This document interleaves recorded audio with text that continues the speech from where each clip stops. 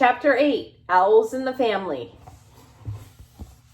The banks of the Saskatchewan River were very steep where the river ran through the prairie to the south of Saskatoon, and about 2 miles downstream from the city was a perfect place for digging caves. Bruce and Murray and I had our summer headquarters down there in an old cave some hobos had dug out a long time ago. They had fixed it up with logs and pieces of wood so it wouldn't collapse. You have to be careful of caves, because if they don't have good strong logs to hold up the roof, the whole thing can fall down and kill you. This was a good cave we had, though my dad had even come there and looked it over to make sure it was safe for us. It had a door made of a piece of tin roofing, and there was a smokestack going up through the ceiling. Inside was a sort of bench where you could lie down, and we had 2 old butter crates for chairs. We put dry hay down on the floor for a carpet, and under the hay there was a secret hole where we could hide anything that was especially valuable. The river ran only a hop, skip, and a jump from the door of the cave. There was a big sandbar close by, which made a backwater where the current was slow enough for swimming. Standing right beside the swimming hole was the biggest cottonwood tree in the whole of Saskatchewan. One of its branches stuck straight out over the water, and there were old marks on it where a rope had cut into the bark. An Indian who was being chased by the Mounties a long time ago was supposed to have hanged himself on that branch so the Mounties wouldn't catch him alive. We used to go to our cave a couple times a week during the summer holidays, and usually we took the owls along. Wool had learned how to ride on the handlebars of my bicycle, but Weeps couldn't keep his balance there, so we kind of built a box for him, and we tied it to the carrier behind the seat. Mutt and Rex used to come too, chasing cows whenever they got a chance, or racing away across the prairie after jackrabbits. We would bike out to the end of the 3rd Avenue and then along an old Indian trail that ran along the top of the riverbank. When we got close to the cave, we would hide our bikes in the willows and then climb down the bank and follow a secret path. There were some pretty tough kids in Saskatoon, and we didn't want them to find our cave if we could help it. Wool loved those trips. All the way he would bounce up and down on the handlebars, hooting to himself with excitement or hooting about insults at any passing dog. When we came to the place where we hid the bikes, he would fly up into the poplars and follow us through the tops of the trees. He usually stayed pretty close, though, because if he didn't, some crows would be sure to spot him, and then they would call up all the other crows for miles around and try to mob him. When that happened, he would come zooming down to the cave and bang on the door with his beak until we let him in. He wasn't afraid of the crows. It was just that he couldn't fight back when they tormented him. As for Weeps, he usually stayed right in the cave where he felt safe. There's a picture of them riding to the cave.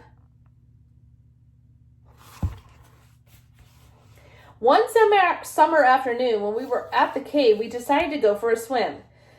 The 3 of us shucked off our clothes and raced for the sandbar, hollering at each other, "Last one's in a Dutchman." In a half a minute, we were in the water, splashing around and rolling in the slippery black mud along the edge of the sandbar. It was great stuff to fight with, nice and soft and slithery. It packed into mushy mud balls that made a wonderful splash when they hit something. Whenever we went swimming, Wool would come along and find a perch in the hanging tree where he could watch the fun. He would get out on the big limb that hung over the water, and the more fuss and noises we made, the more excited he became. He would walk back and forth along the limb, hoo-hoo, and ruffling his feathers, and you could tell he felt he was missing out on the fun. This particular day, he couldn't stand it any longer, so he came down out of the tree and waddled right to the river's edge. We were skylarking on the sandbar when I saw him, so I gave him a yell. "Hey, Wool, come on there, Wool, old owl, come on out here." Of course, I thought he would fly across the strip of open water and light on the dry sand where we were playing, but I forgot Wool had never had any experience with water before, except in his drinking bowl at home. He got his experience in a hurry. Instead of spreading his wings, he lifted up one foot very deliberately, and he started to walk across the water toward us.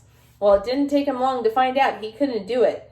There was an almighty splash, and spray flew every which way, and by the time we raced across and fished him out, he was half drowned, and about the sickest-looking bird you ever saw. His feathers were plastered down until he looked as skinny as a plucked chicken. The slimy black mud hadn't improved his looks much either. I carried him ashore, but he didn't thank me for it. His feelings were hurt worse than he was, and after he had shaken most of the water out of his feathers, he went galumping off through the woods toward home on foot. He was too wet to fly, without a backward glance. Toward the middle of July, Bruce and I got permission from our parents to spend the night in the cave. Murray couldn't come because his mother wouldn't let him. We took Wool and Weeps with us, and of course we had both the dogs. In the afternoon, we went for a hike over the prairie looking for birds. Mutt, who was running ahead of us, flushed out a prairie chicken off her nest, and there were 10 eggs in the nest, and they were just hatching out. We sat down beside the nest and watched. In an hour's time, 7 of the little chickens had hatched before our eyes. It was pretty exciting to see, and Wool seemed just as curious about it as we were. Then, all of a sudden, 3 of the newly hatched little birds slipped out of the nest and scuttled straight for Wool. Before he could move, they were underneath him, crowding against his feet and peep, peep, peep, peep, peep, happily. I guess they thought he was their mother, because they hadn't seen their real mother yet. Wool was so surprised he didn't know what to do. He kept lifting up one foot and then the other to shake off the little ones. When the other 4 babies joined the first 3, Wool began to get nervous.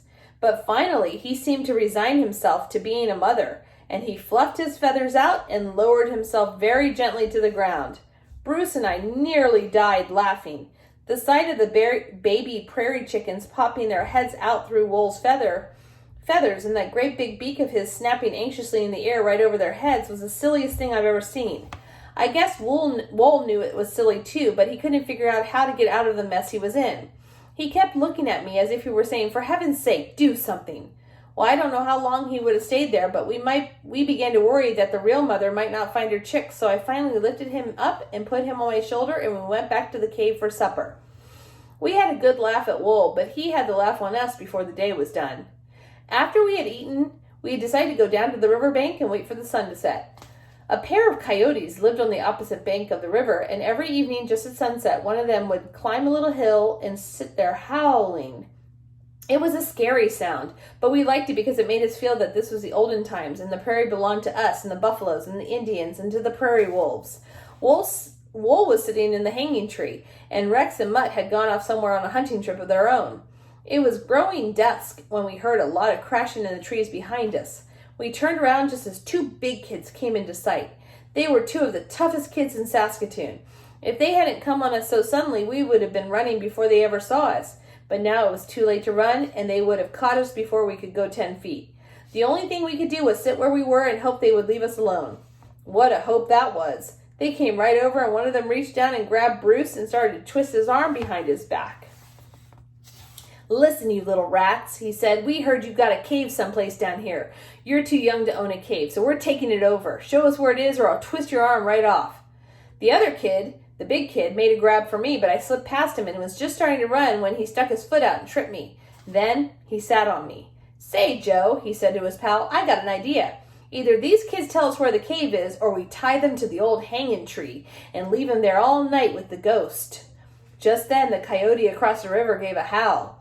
All 4 of us jumped a little, what with the talk of ghost. But Joe said, "That ain't nothing, just a coyote howling. You gonna tell us, kid, or do we tie you to the tree?" Bruce and I knew they were only trying to scare us, but we were scared all right. There's a picture of the hanging tree and the mean boys and Wool up on the branch. You ready to see what's going to happen next? I was just opening my mouth to tell them where the cave was when Wool took a hand in things. He had been sitting on the big limb of the hanging tree, and since it was almost dark by then, he looked like a big white blob up there. I don't think he had been paying much attention to what was happening on the ground below him, but when that coyote howled, he must have thought it was some kind of challenge. So he opened up his beak and gave the owl hunting scream. Did you ever hear a horned owl scream?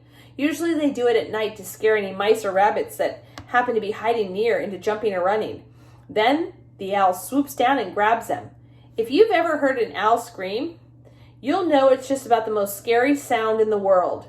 When Wool cut loose, it made even my skin creep, and I knew what it was, but the 2 big kids, they didn't know. Their heads jerked up, and when they saw the ghostly white shape that was Wool up there in the hanging tree, and then they were off running. They went right through the poplar woods like a couple of charging buffaloes, and we could still hear them breaking bush when they were half a mile away. My guess is they ran all the way to Saskatoon. And when they were out of hearing Bruce, Out of hearing, Bruce stood up and began rubbing his arm. Then he looked at Wool. "Boy," he said, "you sure scared those two roughnecks silly. But did you have to scare me right out of my skin too?" "Hoo, hoo," Wool chuckled as he floated down on the tree and sat upon my shoulder.